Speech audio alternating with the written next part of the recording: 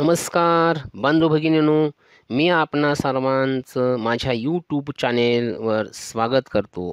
आज मी आपणासाठी सती चंदनबाला हा नवीन व्हिडिओ घेऊन आलो आहे. चंदनबाला ही चंपापुरीचा राजा दधिवाहन आणि राणी धारिणी यांची कन्या होती. राजा राणीने तिचे नाव वसुमती ठेवले होते. वसुमती दिसायला खूप सुंदर, नाजूक व कोमल होती. लहानपणापासूनच ती खूप खेळकर, आनंदी, उत्साही होती. चंद्राच्या कलेप्रमाणे ती सुकुमार, नाजूक बालिका राजा व राणी यांच्या प्रेमळ देखरेखीखाली वाढत होती. म्हणतात ना, मुले ही देवाघरची फुले असतात. फुलाप्रमाणे नाजूक असणाऱ्या वसुमतीवर राजा व राणींचे खूप प्रेम होते. तिला सर्व गुण संपन्न करण्यासाठी त्यांनी लहानपणापासूनच कला, संगीत, नृत्य, अर्थ, धर्म, क्षमा, त्याग, धैर्य यांचे धडे द्यायला सुरुवात केली होती. वसुमती ही प्रत्येक क्षेत्रात पारंगत बनण्याचा प्रयत्न करत होती. हे संपूर्ण कुटुंब अतिशय धार्मिक होते. वसुमती ही पूजा, नामस्मरणामध्ये हिरिहिरीने भाग घेत असे. राजा धार्मिक व प्रजादक्ष असल्यामुळे संपूर्ण प्रजा आनंदी व सुखी होती. वसुमती अगदी लहानपणापासून मोठ्यापर्यंत सर्वांचा आदर करत असे, सर्वांच्याबरोबर आदराने वागत असे. यामुळे संपूर्ण राज्यामधील लहानापासून मोठ्यापर्यंत ती सर्वांचीच लाडकी होती. पाहता पाहता दिवस निघून जात होते. वसुमती ही दिवसेदिवस मोठी होत होती. त्याचप्रमाणे तिच्यामध्ये आध्यात्मिक ज्ञानाची प्रगती फार वेगामध्ये होत होती. म्हणतात ना, माणसाचे दैव फिरले म्हणजे सुखी. संसाराला कधी कोणाची दृष्ट लागेल हे सांगता येत नाही. पापकर्म उदयाला आले की धर्माच्या मार्गावर चालणाऱ्यांनाही भयानक संकटांना सामोरे जावे लागते. अचानकपणे कौशंबीचा राजा शतानीकने चंपापुरीवर आक्रमण केले. दोन्ही राजामध्ये घनघोर युद्ध झाले. या युद्धात दधिवाहन राजाचा दारुण पराभव झाला.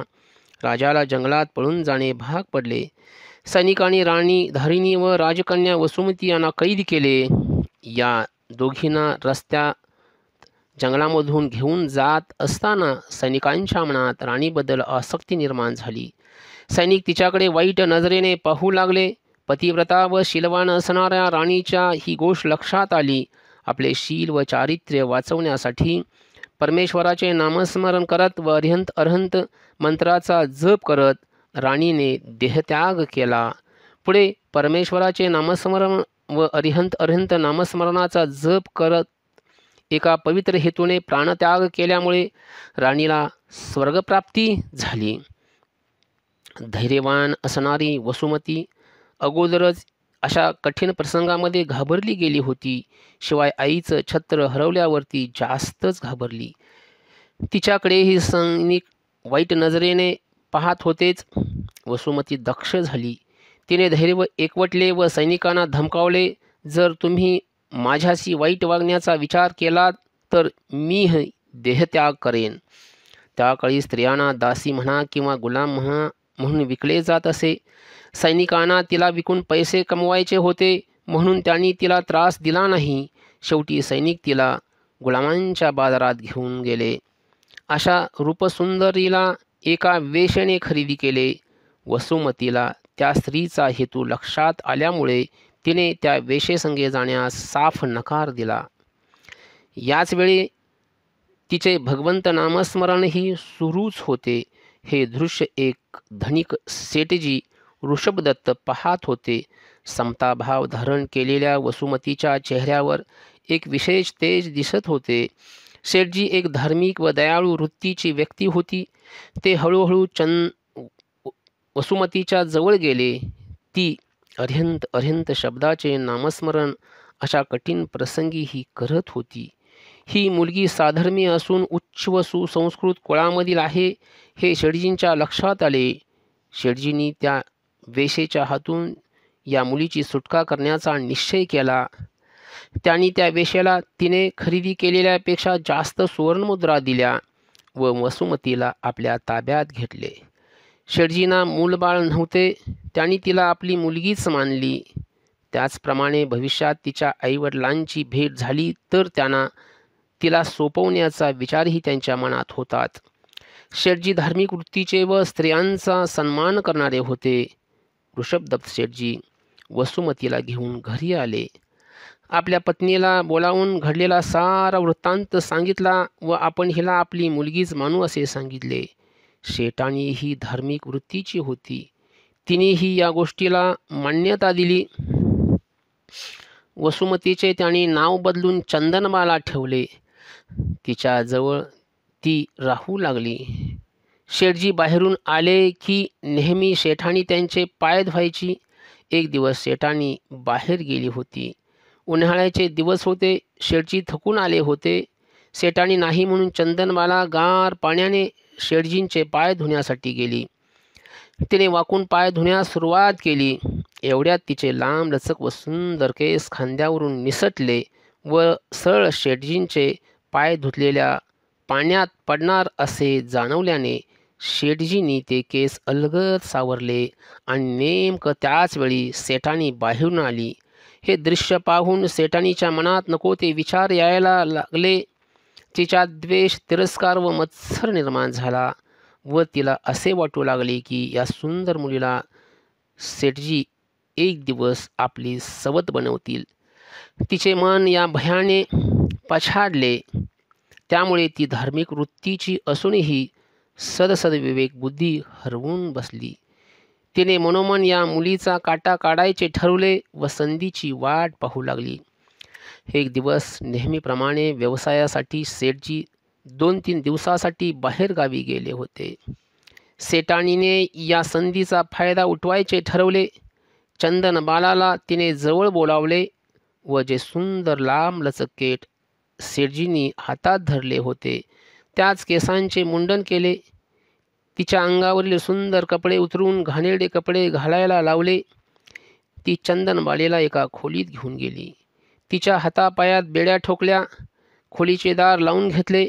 नोकरांना तिला अन्न पाणी द्यायचे नाही असे सांगून ती आपल्या माहेरी निघून गेली. 3 दिवसांनी शेठजी घरी आले. आल्यानंतर त्यांनी इकडे तिकडे पाहिले. त्यांना सेठाणी व चंदनबाला दोघीही दिसल्या नाहीत. त्यांनी चंदनबालेला हाक मारली. सेवकांना विचारले तरी कोणी बोलेनात.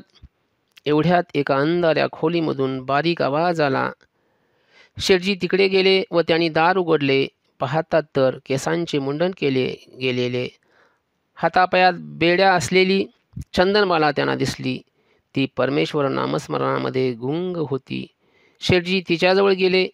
बेड्या तोडणे त्यांना शक्य नव्हते. त्यांनी चंदनबालेला खायला देण्यासाठी इकडे तिकडे काही आहे का पाहिले. त्यांना केवळ एका छोट्या प्लेटमध्ये मसूर दिसले. शेठजीने ती प्लेट चंदनबालेच्या हातात दिली व बेड्या तोडण्यासाठी लोहाराला आणायला गेले. स्वतः 3 दिवस उपवासी असणारी चंदनबाला मुनींना आहार देण्यासाठी आतुर झाली होती. आहे त्या अवस्थेतच ती प्लेट घेऊन दारात आली. तिचा एक पाय चौकटीच्या बाहेर व एक पाय चौकटीच्या आत होता. केसांचे मुंडन केले गेले होते. हातापायात बेड्या होत्या. खरे तर ती एक राजकुमारी होती. तिने हातात मसुराची प्लेट घेतली होती आणि भगवान महावीर स्वामींच्या मनातही आहारासाठी बाहेर पडताना हाच संकल्प त्यांनी ठेवलेला होता. ते फिरत फिरत नेमके चंदनबाला जिथे होती तेथे आले.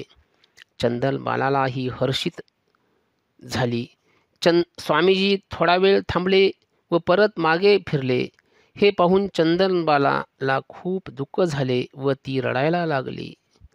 स्वामीजी परत फिरले कारण त्यांच्या संकल्पामध्ये डोळ्यात असणारी मुलगी ही अट होती आणि नेमकी ती अट चंदनबालाच्या डोळ्यामध्ये अश्रू आल्यामुळे पूर्ण झाली होती. चंदनबाला हर्षित होऊन स्वामीजींना आहार देण्यासाठी पुढे गेली. स्वामीजींच्या सानिध्यात जाता चमत्कार घडला. चंदनबालाचे केस पूर्वत झाले. हातापायातील बेड्या तटातट तुटून पडल्या. ती पूर्वत खूप सुंदर दिसू लागली. स्वर्गामधून देवदेवतांनी तिच्यावर पुष्पवृष्टी केली. चंदनबालाने 9धा भक्तिपूर्वक स्वामीजींना मसुराचा आहार दिला. स्वामीजींनी 5 महिने 25 दिवसांचा उपवास सोडला. हे दृश्य पाहून सेठजी, तेथे जमलेले सर्व लोक व थोड्या वेळापूर्वीच आलेली सेठाणी भारावून गेले. सेठानीने चंदनबालाची माफी मागितली. संयम, नम्रता, सहनशीलता, धैर्य या गुणांचा अंगीकार करून सातत्यपूर्ण परमेश्वराचे नामस्मरण केल्याने चंदनबालाचा प्रत्यक्ष भगवंतांनी तिच्या हातून आहार घेऊन उद्धार केला. ही चंदनबाला पुढे भगवान महावीरांची प्रथम शिष्या बनली व 36,000 गणिकांची प्रमुख बनली. पुढे घोर तपश्चर्या करून ती स्वर्गात गेली. परमेश्वरावर विश्वास ठेवलात, निर्विकार निरपेक्ष भक्ती केली तर परमेश्वर भक्तांचा उद्धार करतात, हे मात्र नक्की खरी. शेवटपर्यंत व्हिडिओ ऐकल्याबद्दल आपला सर्वांचा आभारी आहे. परमेश्वर आपलं कल्याण करो, भलं करो. आपणावर भगवंताची सतत कृपादृष्टी राहू दे. हा व्हिडिओ आवडला असेल तर शेअर करा, लाईक करा. चॅनेलला अद्याप सबस्क्राईब केले नसेल तर सबस्क्राईब करा.